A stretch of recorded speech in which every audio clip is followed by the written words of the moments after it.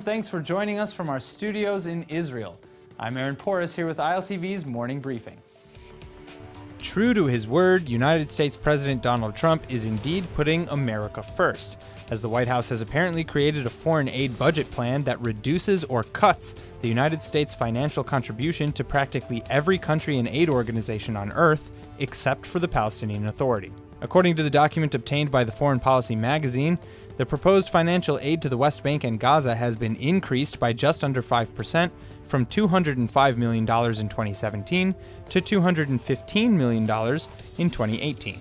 As for the rest of the world, 41 countries' health funding was cut, and the Bureau for Food Security is set to lose 70% of their current funding. Funding for development assistance would be cut completely for at least 77 countries, and $1 billion would be taken from the battle against climate change. The budget needs to pass through Congress before being ratified and is likely to have a lot of opposition, even from conservative lawmakers. The decision to cut aid for all but the Palestinian Authority has not yet been explained, but the move comes just ahead of the May 3rd meeting between Donald Trump and Palestinian Authority President Mahmoud Abbas in Washington, D.C. Abbas and several other high-level PA officials arrived in Washington on Sunday, and it's not yet clear whether or not the budget proposal is on the list for discussion, but the officials are expected to talk about reviving the stalled Middle East peace process, something Abbas has suggested could be possible under the Trump administration.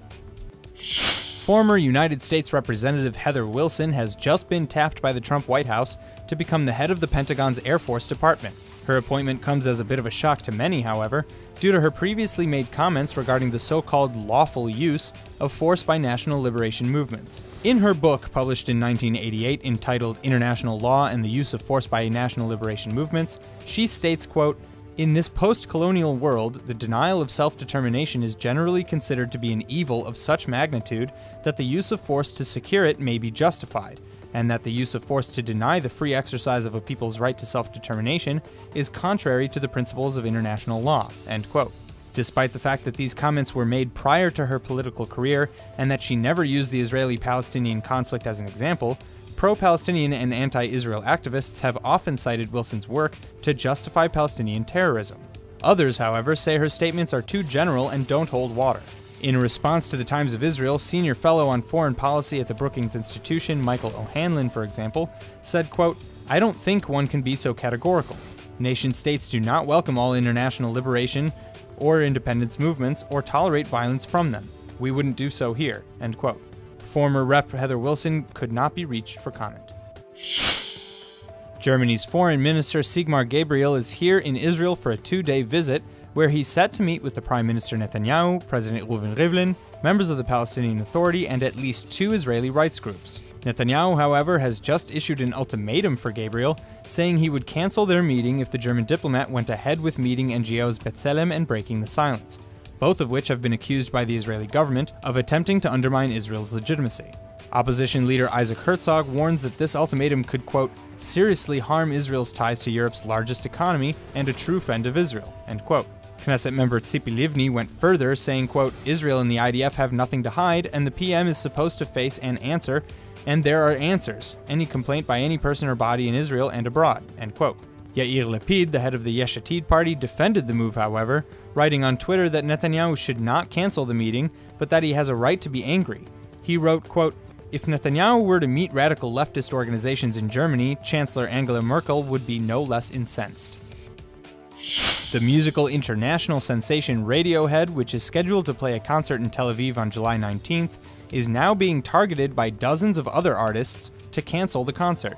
In a letter signed by many, including Roger Waters, formerly of Pink Floyd, the artist wrote, quote, "Since Radiohead campaigns for freedom for the Tibetans, we're wondering why you'd turn down a request to stand up for another people under foreign occupation. In asking you not to perform in Israel, Palestinians have appealed to you to take one small step to help pressure Israel to end its violation of basic rights and international law," end quote. The Tel Aviv concert is set to close a world tour that includes festivals like Coachella and Glastonbury, and is the first Israeli concert Radiohead has planned since 2000. Radiohead has yet to publicly respond. Israeli tourism is booming over the recent months as both Israelis flying abroad and tourists coming into the country are setting record numbers. The problem is that Israeli airlines can't keep up. The bottleneck comes from Israel's demand for high-level security that the airlines don't have the staff to support anymore. CEO of Arkia Nir Dagan said, quote, At a time when they are opening up the skies to foreign airlines, they're closing them to Israeli carriers. The security infrastructure hasn't prepared itself for summertime demand, which is going to come at the expense of travelers. Foreign airlines will raise prices because Israeli companies can't compete on all routes." End quote. The security demands on Israeli airlines come all the way from the Shin Bet security services, and they're much more strict than other airlines too. The Israeli government has even subsidized certain portions of the demands to keep the costs from falling on travelers. But following the implementation of the Open Skies Agreement with the EU in 2013, air traffic has risen more quickly than the necessary resources. The consequences of this can be seen in the cancellation of hundreds of flights and the rejecting of opening new flight paths into certain European airports. The Israeli Shin Bet released a statement saying they have just finished a plan to reform security in a way to accommodate these new issues. The plan is set to be presented to the cabinet for final approval soon. That's all for now. I'm Aaron Porras, and see you later with our main daily broadcast from Israel at 2 p.m. Eastern Time.